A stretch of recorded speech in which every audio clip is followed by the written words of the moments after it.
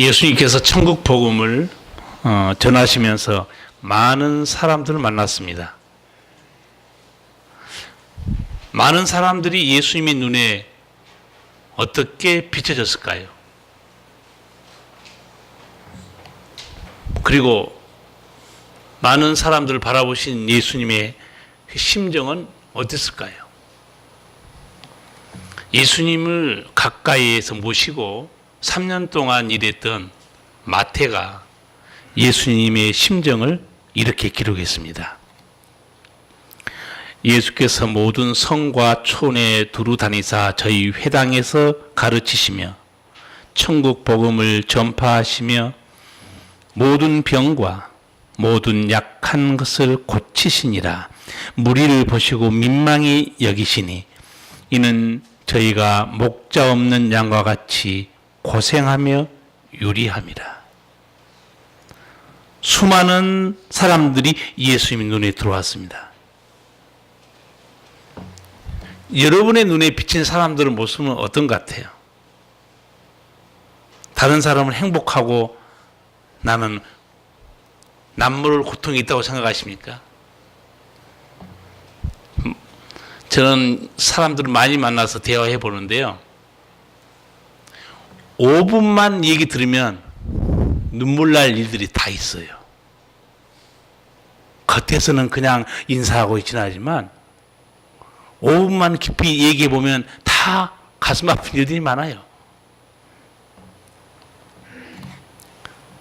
예수님의 눈에 비친 사람들은 어떤 사람들이었느냐?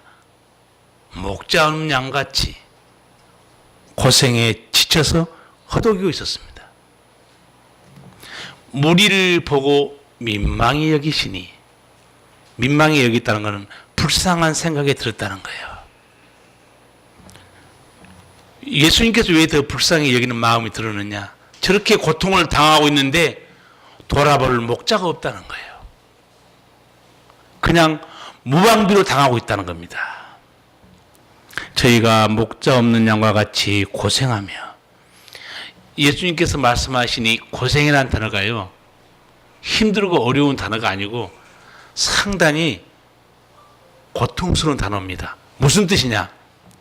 가죽을 벗기다, 찢겨지다, 괴롭힘을 당하다, 난도질을 당하다, 그런 뜻입니다.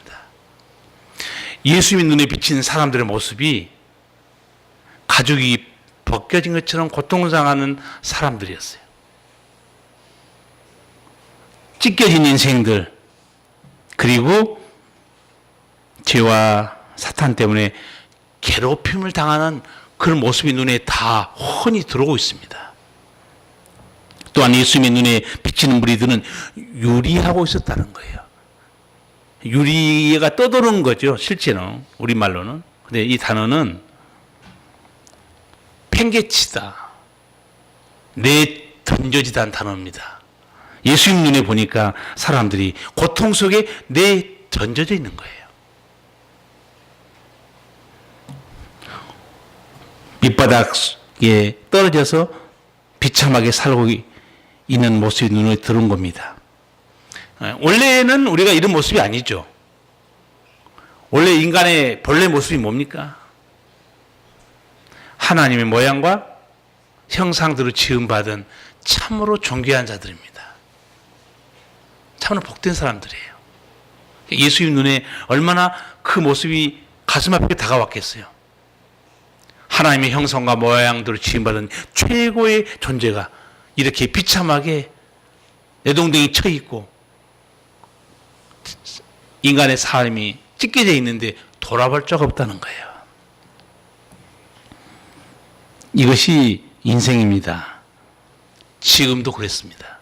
지금도 죄 때문에 원수마귀 괴롭힘 때문에 시달리는 사람들 많습니다. 질병 때문에 고통당한 사람들 많아요. 인생의 무거운 짐 때문에 가죽이 벗겨진 것처럼 쓰라림을 당한 사람들 많습니다. 그런데 이런 사람을 돌아볼 목자가 없다는 거예요. 사람들이 이렇게 힘들게 살아가는 사람들이 어떻게 사는 줄 아세요? 아마 인터넷 가서 보시면 힘든 사람이 서로 위로하고 사는 글들이 많이 올라와 있어요. 몇 가지만 소개해 드릴게요. 알아, 많이 힘들지. 그치. 일도 인생도 제대로 되는 거 하나 없고, 가슴은 답답하고 몸은 지치고, 아무리 발버둥 쳐도 벗어나지 못하는 현실. 그래도 한 번뿐인 인생인데 우리 힘을 내자. 사람들이 이 말 듣고 위로받습니다. 또 이렇게 위로하는 사람도 있어요. 힘들으면 한숨 쉬었다 가요. 사람들에게 치여 상처받고 눈물 날 때, 그토록 원했던 일이 이루어지지 않았을 때, 사랑하던 이가 떠나갈 때 우리 그냥 쉬었다 가요. 또 이런 위로의 글도 있습니다. 삶 속에서 시련의 파도가 몰려왔을 때 그냥 어쩔 줄 몰라 하지 마시고 아주 조용한 곳에 가서 내 마음을 고요하게 바라보세요. 좀 위로가 됩니까? 인간이 할 수 있는 것이 여기까지입니다. 더 이상 사람이 할 수 없어요. 공감할 수 있고 소통할 수 있어요. 위로할 수 있습니다. 그러나 우리에게는 치유의 능력이 없습니다. 그 인생을 고쳐줄 힘도 없어요. 그냥 사람끼리 위로하고 사는 거예요. 저도 서울에 나가면 지하철 많이 타고 다니는데 그 지하철 그 문인지 어딘지 시를 써놓은 것도 가끔 읽어봐요. 그 시를 보면 힘들고 지치는 인생 위로하는 글들이 있어요. 힘을 내라고. 제가 그걸 보면서 저는 목사이기 때문에 사람들이 저런 글을 보고도 힘을 내겠지. 그러나 당신의 진정한 힘은 예수님께다는 사실. 다윗이 시편 18편에서 어떻게 말합니까? 나의 힘이 되신 여호와여, 내가 주를 사랑합니다. 주는 나의 방패요, 나의 산성이시요, 나의 구원의 뿌리십니다. 사람들의 위로, 거기까지예요. 말로 위로하고 거기서 끝납니다. 성경에서도 위로하다는 말이 있습니다. 네, 성경에서 위로하다는 말 중에서 제가 정말 은혜 받은 말은 무슨 뜻인가? 다시 숨을 쉬게 하다는 뜻이 있습니다. 그게 무슨 말인가? 숨이 막히고 기가 막히는 절망적인 상황에서 다시 숨을 쉴 수 있도록 풀어주신 위로가 누구에게 있느냐? 예수님께 있다는 거예요. 세상 위로가 차원이 다릅니다. 예수님은 슬픔에 잠겨있는 사람들을 단순히 말로만 위로하지 않았습니다. 동정적인 말만 하지 않았어요. 괴롭힘 당하는 사람들에게 힘을 내라, 그렇게 하지 않습니다. 여러분, 예수님이 우리를 초청하는 말씀 기억하십니까? 마태복음 11장에 있는 말씀. 수고하고 무거운 짐진 자들아 다 내게로 오라, 내가 너희를 쉬게 하리라. 예수님의 위로는 말로 그친 위로가 아닙니다. 상한 심령을 치료하십니다. 병든 자를 치유하시는 거예요. 영혼을 소송케 버립니다. 오래전 뉴스에서 이런 기사가 났어요. 한국 사람들 조사를 했어요. 설문조사를. OECD에서도 다 했습니다. 어떤 조사했느냐? 나는 힘들 때, 기댈 때가 있는가? 그에 대한 설문이었어요. 한국 사람이 OECD 회원국 중에서 제일 꼴등이었습니다. 무슨 말이냐? 나는 힘들 때 기댈 곳이 없다는 거예요. 나는 한국 사람이 힘들 때 기댈 곳이 없다는 것이 좀 놀랐습니다. 왜 그런지 아세요? 한국 사회처럼 관계를 중시한 민족은 없을 거예요. 인맥관리, 그 다음에 대인관계, 경조사, 얼마나 많이 인사하고 좋은 관계를 맺고 삽니까? 근데 정작 어려워지니까 기댈 데가 없는 거예요. 그리고 또 사람이 사람에게 기대해서 무슨 치료를 받겠습니까? 예수님은 세상의 치료자입니다. 눈먼 자의 빛이고 죽은 자의 부활이세요. 이 능력의 예수님이 오랜만에 고향을 찾아갔습니다. 오늘 제가 읽은 본문이 그거예요. 오랜만에 고향을 찾아갔어요. 그런데 너무도 이 오늘 본문은 슬픈 얘기입니다. 안타깝게도 고향 사람들은 예수님의 은총을 누리지 못했어요. 그리고 예수님도 거기서 치유의 능력을 나타내지 않았습니다. 왜 그랬을까요? 우리 1절에서 3절까지 같이 한번 읽어보겠습니다. 예수께서 거기를 떠나사 고향으로 가시니 제자들도 쫓으니라. 안식일이 되어 회당에서 가르치시니 많은 사람이 듣고 놀라 가로되 이 사람이 어디서 이런 것을 얻었느냐? 이 사람의 받은 지혜와 그 손으로 이루어지는 이런 권능이 어찌 됨이뇨? 이 사람이 마리아의 아들 목수가 아니냐? 야고보와 요셉과 유다와 시몬의 형제가 아니냐? 그 누이들이 우리와 함께 여기 있지 아니하냐 하고 예수를 배척한지라. 아멘. 이 예수를 배척한지 명료하게 나와 있죠. 여러분 성경을 읽으시면 예수님이 발걸음이 닿는 데마다 기적이 일어납니다. 예수님이 손길이 닿는 곳에마다 치유의 능력이 일어나요. 이 예수님이 오랜만에 고향에 오셨어요. 고향 사람들이 얼마나 복받을 기회를 얻은 겁니까? 그런데 안타깝게 또 실상은 전혀 예수님의 은총을 누리지 못했습니다. 근데 여기 오늘 3절까지 보시면 예수님이 가르치잖아요. 사람들이 다 놀랍니다. 두 번째, 예수님이 손으로 행한 기적 때문에 한번 또 놀래요.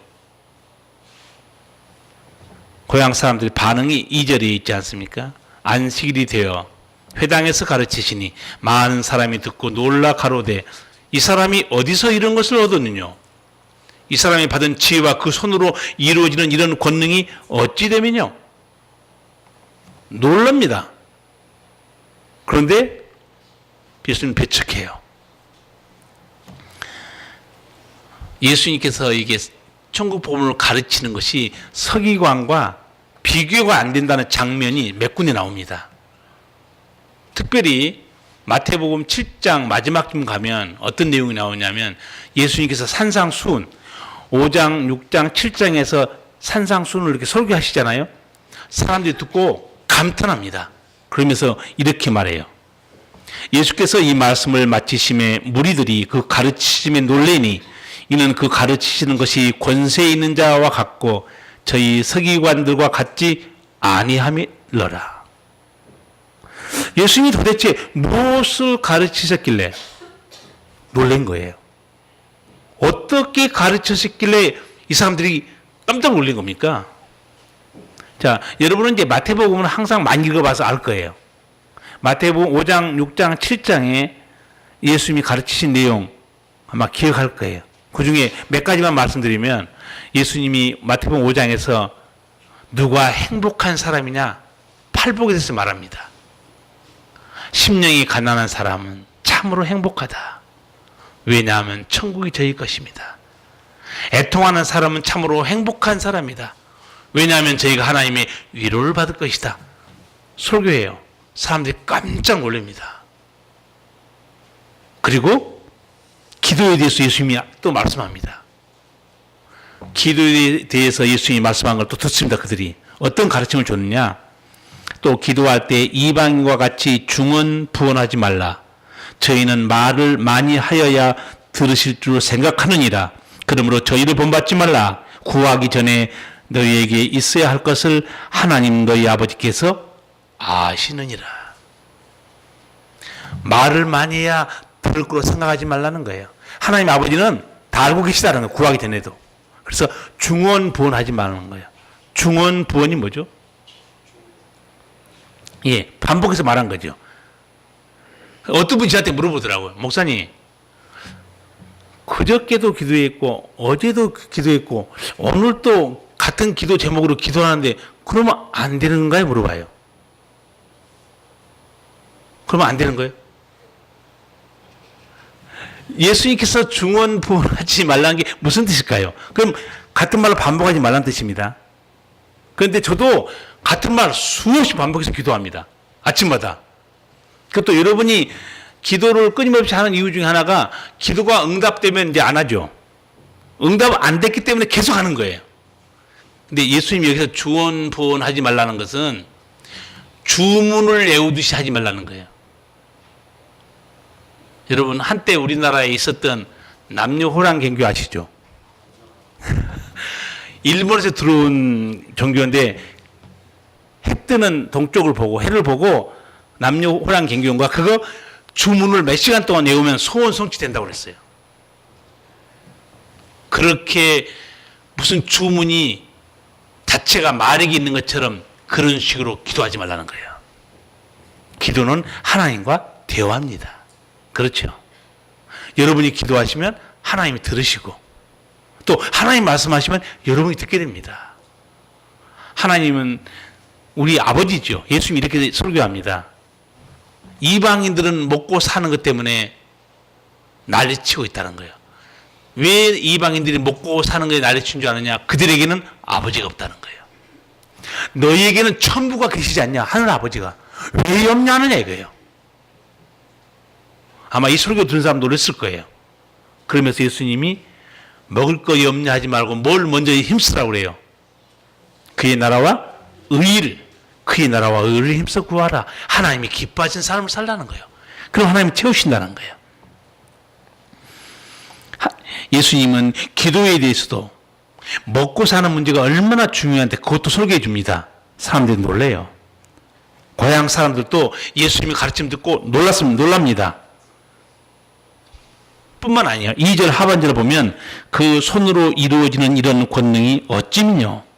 예수님의 기적을 보고 놀랐어요. 놀라면 뭐합니까?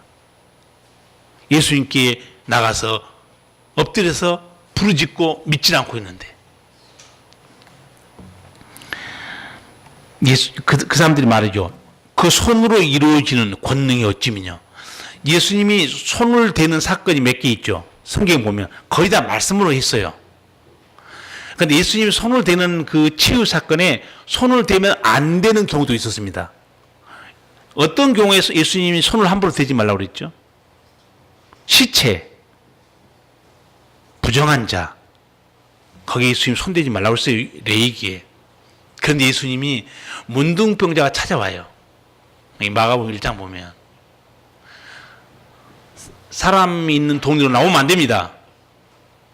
돌에 맞아 죽을 수 있어요. 그런데 자기는 병에 들어 죽느니 예수님께 한번 나와서 치료받고 싶다. 예수님께 나왔어요. 보통 예수님 저를 고쳐주세요 이렇게 하는데 이 문둥병자는 자기가 천벌 받은 거 알고 있어요. 죄 때문에. 그러니까 고쳐달라는 말도 못해요. 뭐라고 예수님께 부탁했어요? 주님이 원하시면 제가 깨끗함을 받을 수 있습니다. 주님이 원하시면. 주님이 원치 않으면 치유될 길이 없죠. 그때 예수님이 말씀으로 내가 원한다 하지 않고 손을 대시며 가라사대. 손을 대면 안 되죠. 부정한 자거든요. 예수는 손댑니다. 불쌍히 여긴 거예요. 사랑은 법 위에 있어요. 법 위에 있는 게 또 하나 뭐냐면 우리 인간입니다. 예수님 설명했죠. 안식일이 사람을 위해 있냐? 사람이 안식일 위해 있느냐? 안식일이 사람을 위해 있다는 거예요. 우리가 가장 존귀한 존재들이에요. 또 하나 예수님이 손댄 적이 있죠. 어느 경우냐? 나인성의 전도하러 들어갔죠. 그때 과부의 아들을 장사 지내려고 그 상해가 지나가고 있었습니다. 예수님이 딱 상해를 멈춥니다. 상해에 손대면 안 되죠. 시체가 있기 때문에. 예수님이 그 관에 손을 대시며 청년아 일어나라 소리 지는 거예요. 예수님이 때로 손을 대시며 직접 손을 댔다는 것은 이러면 사랑의 표시입니다. 그렇죠? 우리도 반가운 사람 만나면 어때요? 말로 합니까? 악수만 합니까? 더 반가우면 깨안지요. 더 반가우면 깨어난 다음에 어떡합니까? 안 해보셨나 봐. 팔짝팔짝 뛰는 거예요. 좋아가지고 반가우면. 그렇죠. 예수님이 손을 대신 거예요. 내가 원한다. 근데 참 나는 예수님은 정말 마음이 넓으신 것 같아요. 다른 사람 몰라도 예수님은 그 문둥병자가요, 무슨 죄를 지어서 벌받은지 예수님 알고 있습니다. 그런데 그걸 지적하지 않아요. 품어줍니다. 용서가 예수님께 있어요. 이런 은혜로운 예수님이 오늘 동네 고향에 오랜만에 온 거예요. 얼마나 고향 사람들이 복받을 시간입니까? 그런데 예수님을 배척해버립니다. 이 배척한 이유 3절에 있죠? 같이 한번 읽어볼까요? 이 사람이 마리아의 아들 목수가 아니냐? 야고보와 요셉과 유다와 시몬의 형제가 아니냐? 그 너희들이 우리와 함께 여기 있지 아니하냐 하고 예수를 배척한지라. 아멘. 고향 사람들은 예수님이 어려서 잘한 거 다 봤어요. 목수가 아니냐 이게요. 하나 더 얘기하죠. 우리가 그 식구들도 다 알고 있는데, 요셉, 유다, 여동생들 다 알고 있는데 어디서 이런 지혜와 능력을 받았지? 배척해버려요. 성도 여러분이 하나 물어볼게요. 믿기 이전에 알았던 예수님, 믿고 나서 알았던 예수님, 같습니까? 달라졌습니까? 내가 믿기 전에는 예수가 이런 존재로 알았다. 믿고 난 다음에는 주님은 이런 분이었구나. 달라져야 그 사람이 구원받은 사람이에요. 세상에서는 예수님을 어떻게 가르치는가? 예수님을 어떻게 가르치는가 아시죠? 교과서에 4대 성인, 사랑의 사도, 공자나 석가나 비슷하게 올려놨어요. 겉모습밖에 모릅니다. 동네 사람도 지금 예수님을 제대로 모르고 있어요. 과연 예수님이 목수였을까요? 자, 예수님 가르침을 듣고 사람들 놀랬죠? 사실입니다. 그 가르침에는 구원의 진리, 생명의 능력이 있었어요. 예수님이 기적을 보고 놀랬죠? 정말 예수님은 눈먼 자의 빛이었고 죽은 자의 부활이었습니다. 고향 사람들이 누군지 제대로 알지 못하고 겉모습 보고 판단한 거예요. 그것 때문에 망한 겁니다. 성도 여러분들은 예수님을 제대로 알고 믿으시기 바랍니다. 예수님께서 자기를 배척하고 대충 알면서 큰소리 치니까 예수님이 아주 의미심장한 말 한마디예요. 4절 5절입니다. 같이 한번 읽겠습니다. 예수께서 저에게 이르시되 선지자가 자기 고향과 자기 친척과 자기 집 외에서는 존경을 받지 않음이 없느니라 하시며 거기서는 아무 권능도 행하실 수 없어 다만 소수의 병인에게 안수하여 고치실 뿐이었고. 아멘. 예수님이 이 모습을 보고 참 유머스럽게 얘기합니다. 선지자가 다른 동네에서는 굉장히 존경받는데 자기 집안이나 동네에서는 존경받는 법이 없다는 거예요. 왜 그랬을까요? 어려서 다 보고 자랐어요. 근데 고향 사람이나 집안 사람이나 친척들이 선지자에 대해서 모르는 게 제가 보기엔 두 가지가 있습니다. 자, 어려서 같이 자랐어요. 근데 선지자에게 어떤 면이 있느냐? 똑같이 어우러 살지만 선지자가 되고 난 다음에는 선지자는 하나님의 음성을 듣습니다. 비교가 안 돼요. 선지자는 하나님의 음성을 듣고 있습니다. 두 번째, 동네 사람 식구들은 모르지만 선지자에게는 하나님이 주신 치유의 권능이 있습니다. 그걸 알아야 돼요. 대단히 착각한 거예요. 저도 그런 생각 해봤어요. 제가 저 섬에 있는 우리 고향에 가서 목회하면 우리 동네 사람들이 어떻게 생각할까? 어려서 제가 죄 짓고 살고 거짓말 치고 별거 다 한 거 다 봤을 거예요. 근데 하여튼 공부를 하나님 시켜가지고 이제 목사가 돼서 우리 시골 고향에 왔다 칩시다. 동네 사람들 들어보면서 뭐라고 생각할까? 내가 한번 상상해 봤어요. 어쭈 말 잘하네. 어디서 배웠지? 공부 좀 했나 봐? 그러다가 안수에서 병든 자가 일어나면 보통이 아니네. 신이 내렸나 봐. 그럴 거예요. 목사들끼리 하는 얘기가 있습니다. 자기 고향에서 목회한 분이 가끔 있어요. 우리는 목사들끼리 만나서 서로 약간 비아냥거려요. 예수님보다 훌륭하시구만. 예수님도 고향에서는 인정 못 받았는데 어떻게 고향에서 목회를 하시나? 여러분, 여기 예수님께서 왜 능력을 행하지 않으셨나? 믿지 않아서 그렇죠. 마태복음 13장에는 정확하게 기록합니다. 저희가 믿지 않음을 인하여 거기서 많은 능력을 행치 아니하시니라. 예수님이 능력을 행하지 않습니다. 믿음이 없기 때문에, 배치가 없기 때문에. 여기서 우리는 하나의 진리를 볼 수 있습니다. 믿음과 능력의 관계를 볼 수 있어요. 믿음이 없는 곳에 예수님 역사하지 않습니다. 성도 여러분이 만약에 교회만 열심히 다니고 믿음이 없잖아요. 예수님의 기적을 볼 생각하지 마세요. 제가 언젠가 설교하면서 소원과 믿음은 다른 거라고 그랬어요.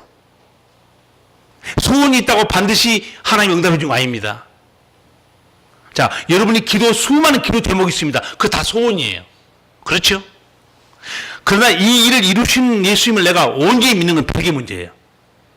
사람들 착각합니다. 기도하면서 자기 소원을 아래요. 그런 믿음이 아니에요. 자기 소원이지. 내 소원을 하나님이 들으시고 나는 주님이 능히 이 일을 할 줄 믿습니다 하고 믿음으로 들어간 거는 전혀 별개 문제입니다. 여러분 스스로 한번 믿음을 점검해 보세요. 나에게는 소원만 있는가 아니면 믿음도 있는가? 점검해 봐야 돼요. 예수님이 치유하시면서 공식처럼 쓰신 말씀이 있어요. 눈을 뜨고 싶으냐? 내 믿음대로 될지어다. 귀신에서 자유를 얻고 싶으냐? 내 믿음대로 될지어다. 믿는 자에게 능치 못함이 없느니라. 예수님이 하신 공식이에요. 자, 눈먼 자의 눈을 뜨게 하시는 그 구원의 주님이 고향에 오셨어요. 어떤 병든 자도 치유할 수 있는 그 주님이 고향에 오신 거예요. 죽은 자도 다시 살리신 그 능력의 주님이 고향에 오셨어요. 고향 사람들이 복을 받을 얼마나 좋은 기회입니까? 그런데 예수님을 배척한 거예요. 왜? 잘못된 지식 때문에. 목수가 아니냐 이게요. 우리가 그 동생도 아는데 여동생도 아는데 제가 뭘 한다는 거냐? 예수님이 그런 불신앙을 보고 이상히 여겼다고 그래요. 6절 보세요. 저희 믿지 않음을 이상히 여겼다는 거예요. 이상히 여기다는 말은요, 깜짝 놀라다는 단어입니다. 이 단어가. 뭐 좀 말이 안 되네 그게 아니고 예수님이 약간 충격받았다는 얘기예요. 왜 예수님이 충격받았겠어요? 아니 믿음으로 오면 눈을 뜰 수도 있고 치유받을 수 있는데 왜 안 오는 거야? 충격받은 거예요. 여러분 같으면 안 가겠습니까? 여러분 같으면 여러분의 문제를 가지고 질병을 가지고 주님께 나가지 않겠어요? 예수님 좀 고쳐주세요. 예수님이 속으로 그렇게 생각하신 것 같아요. 참으로 납득할 수 없는 일이구나. 저렇게 고통을 당하고 살면서도 믿으면 내 은혜와 치유 능력을 누릴 수 있을 텐데 참으로 안타깝구나. 그 예수님 탄식이에요. 성도 여러분, 누가 예수님 은총을 사모하겠어요? 누가 오직 예수님만 바라보겠어요? 예수님을 제대로 아는 사람만 예수님 붙습니다. 누가 낙심하지 않고 끊임없이 기도하겠어요? 하나님이 누군지 아는 사람만 끝까지 기도합니다. 누가 예수님만 바라보는가? 믿음이 확실한 사람이에요. 문둥병자가 왜 돌에 맞아 죽을 줄 알면서도 예수님께 나왔겠어요? 예수님에게 치유의 권능이 있는 걸 알고 있기 때문에 그런 거예요. 수로보니게 여인이 자기 딸이 귀신 들려서 예수님께 나와 부르짖습니다. 예수님이 좀 미적미적해요. 그 여자가 끈질기게 예수님께 부탁합니다. 자녀의 떡을 취해서 개들에게 던지 마땅치 않다 그러니까 주여 옳소이다만 개들도 주인의 상에서 떨어지는 뭘 얻어먹는다고 했어요? 부스러기. 그 은혜를 주십시오. 예수님이 어떻게 칭찬해 줘요? 여자여 내 믿음이 크도다. 내 소원대로 될지어다. 흉악한 귀신이 떠나가 버립니다. 알고 있기 때문에 부르짖는 거예요. 예수님을 배척했던 고향 사람들과 너무 다르지 않습니까? 여러분 힘든 문제가 있습니까? 낙심하지 말고 기도하시기 바랍니다. 한번 여기서 점검 좀 들어가고 싶은 게 하나 있어요. 저는 하여튼 열심히 기도하고 말씀을 잘 먹이기 위해서 예를 씁니다. 그런데 한 가지 의심이 되는 게 뭐냐면 말씀을 잘 들어요. 기도 생활 몇 분 하십니까? 기도 한 번도 안 한다. 손 못 들겠죠? 5분 한다. 10분도 안 한다. 한 30분 한다. 어떤 분은 나한테 큰 소리 치더라고요. 목사님 저는 유대인처럼 하루에 3번 기도합니다. 언제요? 아침, 점심, 저녁. 밥 먹을 때만 기도한다는 거예요. 물론 잘한 거겠죠. 기도해야 됩니다. 그렇죠? 기도해야 내 영혼이 살아나는 거예요. 내 불신앙이 떠나가는 거예요. 원망과 불평이 떠나갑니다. 짜증과 혈기가 떠나가는 거예요. 왜? 기도하는 자에게 성령이 역사하고 있기 때문에 그렇습니다. 요즘 새벽 기도 시간에 창세기를 마치고 출애굽기도 마쳤어요. 출애굽기 마친 날 새벽에 기도하려고 했더니 갑자기 하나님께 내게 감동을 주는 거예요. 어떤 감동이었냐? 하나님, 저에게 출애굽의 은총을 주세요. 출애굽의 은총이 뭡니까? 속박에서 풀려나는 은총이 출애굽의 은총입니다. 자유케 되는 은총이 출애굽의 은총이에요. 그래서 저만 기도하다가 또 마음에 걸려서 우리 성도들에게도 이런 은총을 함께 내려주세요. 그리고 구체적으로 기도했습니다. 하나님, 질병에서 풀려나는 은총, 원수마귀 괴롭힘에서 풀려나는 은총, 인생의 무거운 짐에서 풀려나는 은총, 상처와 원망에서 풀려나는 은총 내려주시옵소서. 기도한 거예요. 여러분, 제가 했던 출애굽의 은총을 달라는 기도 여러분도 구체적으로 하시기 바랍니다. 하나님, 내 인생이 질병에서 풀려나는 은총 누리게 해주세요. 내 인생이 무거운 고통에서 풀려나는 은총 내려주세요. 주님, 내 상처와 원망에서 풀려나는 은총을 내게 내려주세요. 기도하셔야 됩니다. 기도하지 않으니 무슨 마음의 평화가 있습니까? 여러분이 기도 생활을 깊이 하기 시작하면 하나님이 어떻게 기도할 것인가 구체적으로 또 깨닫게 해줍니다. 저는 상당히 의심스러워요. 여러분이 말씀을 정말 잘 듣지만 기도 생활을 정말 새벽에 꼭 기도하라는 말은 아니에요. 서울의 어떤 교회에는 성도들이 새벽에 못 나오니까 밤 10시에 저녁 기도를 하시더라고. 좋다고 생각해요. 형편에 따라서 밤 10시에 나와서 새벽 기도처럼 다 기도해야 하는 거예요. 그리고 기도하고 돌아가는 거예요. 여러분이 기도 생활 안 하면 어떻게 인생을 살게 되느냐? 내 육신의 생각도 살기 시작합니다. 거기에 냄새나기 시작해요. 거기에 분노와 짜증과 상처가 또 다시 싹을 트기 시작합니다.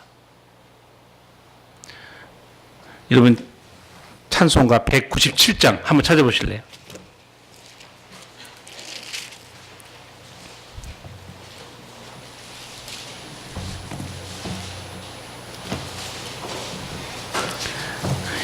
이 세상 험하고 나 비록 약하나 늘 기도 힘쓰면 큰 권능 얻겠네. 얼마나 의리로운 찬송입니까? 육신을 즐기고 자기 할 일이 바쁘고 그런 건 다 하면서 기도할 시간을 못 갖는다. 그 인생이 힘들어질 수밖에 없어요. 그리스도의 향기가 안 나올 수밖에 없습니다. 이 세상 험하고 나 비록 낙하나 늘 기도에 힘쓰면 큰 권능 얻겠네. 기도에 힘쓰지 않은 성도 믿음 지키기 어렵습니다. 하여튼 오늘 여러분이 말씀을 들었기 때문에 예수님의 은총을 누리고 싶은 사람 부르짖어야 돼요. 정말 자기가 시간을 정해서 새벽에 못 나온 사람은 집에서라도 찬송 부르고 기도하면서 하나님, 내가 이 세상 살아가는데 약하고 부족합니다. 세상을 이길 성령으로 충만케 해주세요. 세상 속에서 손가락질 당하지 않고 빛과 소금의 거룩한 영향을 끼치며 살게 내게 은혜를 베풀어 주세요. 부르짖어야 됩니다. 어떤 목사님이 그런 글을 쓴 거 잠깐 읽어봤어요. 복 받는 것도 엄두를 내는 자의 몫이다. 그렇지 않습니까? 복 받는 것도 엄두를 내는 자의 몫이에요. 엄두를 안 내고 자빠져 있어 보세요. 기도도 않고 믿음도 없이 아무것도 못 누립니다. 복 받는 것도 엄두를 내는 자의 몫이라는 거예요. 그게 사실 성경에 있습니다. 예수님께서 천국은 침노를 당하나니 침노한 자는 빼앗느니라. 믿음으로 나가면 모든 것이 예수님께 준비된 대로 누린다는 거예요. 힘든 세상 우리 모두 예수님의 도움이 매일매일 필요합니다. 예수님의 능력을 아는 성도 여러분, 고향 사람들처럼 뭐 대충 안다고 하지 마시고 예수님은 나의 힘이요, 나의 치유요, 나의 구원이십니다.